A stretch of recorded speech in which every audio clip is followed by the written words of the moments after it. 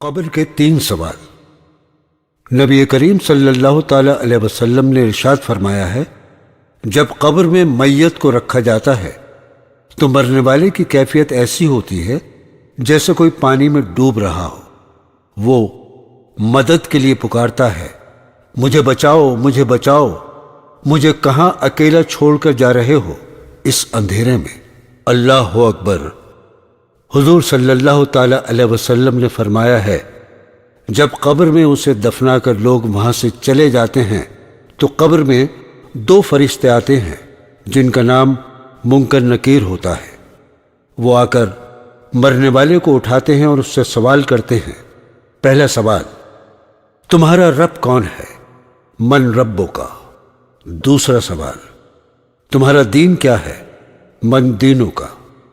تیسرا سوال، تمہارا نبی کون ہے؟ من نبیوں کا۔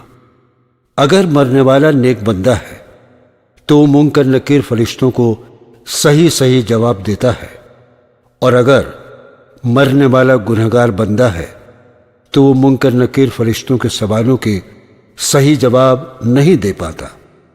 کہنے کو تو یہ 3 سوال بہت آسان ہیں۔ تمہارا رب کون ہے؟ میرا رب اللہ ہے۔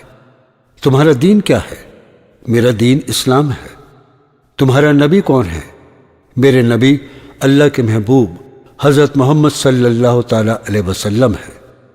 یاد رکھیے، سوال 3 ہیں اور مختصر سے ہیں، لیکن وہی شخص ان سوالوں کا جواب دے سکے گا جس کی زندگی ان پر گزری، جس نے واقعی اللہ کو رب مانا، اللہ ہی سے دعائیں مانگی، اللہ ہی کو ہر مصیبت اور پریشانی میں یاد کیا، اور اللہ ہی سے اپنی زندگی اور بخشش کے لیے دعا مانگی۔ وہی شخص کہہ سکے گا کہ میرا رب اللہ ہے۔ جواب بہت آسان دکھتا ہے، بس یہی تو کہنا ہے کہ میرا رب اللہ ہے، لیکن جواب منہ سے نہیں نکلے گا۔ وہ قبر کی ہولناکی اور فرشتوں کا وہ عالم انسان جواب نہیں دے سکے گا۔ یاد رکھیے، انسان جو عمل کرتا ہے وہ کہتا ہے ہم دیکھتے ہیں، جب کسی شخص کی موت آتی ہے تو وہ صحیح طریقے سے کلمہ بھی اپنی زبان سے ادا نہیں کر پاتا ہے۔ عزیز رشتہ دار کہتے ہیں کہ کلمہ پڑھو، مگر وہ اشارے سے منع کرتا ہے کہ مجھ سے کلمہ ادا نہیں ہو رہا ہے۔ حضور صلی اللہ تعالی علیہ وسلم نے فرمایا، انسان جس حالت میں مرتا ہے اسی حالت میں قیامت کے دن اٹھایا جائے گا۔ اگر نماز کی حالت میں مرا تو نمازی اٹھایا جائے گا، اور طواف کی حالت میں مرا تو طواف میں اٹھایا جائے گا۔